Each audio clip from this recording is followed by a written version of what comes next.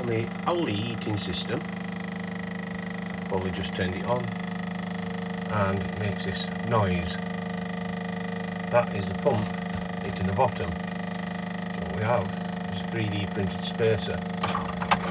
So the spacer goes between the pump, top housing, just lifts it up. Just lifts it up a tad. 3D spacer goes in like a horseshoe shape. Now it's done. And if I take the spacer out again, and it moves a bit, move out, the spacer stops it doing it.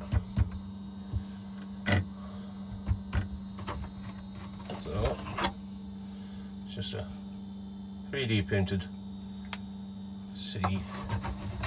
It just fits lovely under the pump. Stops it moving. Lovely.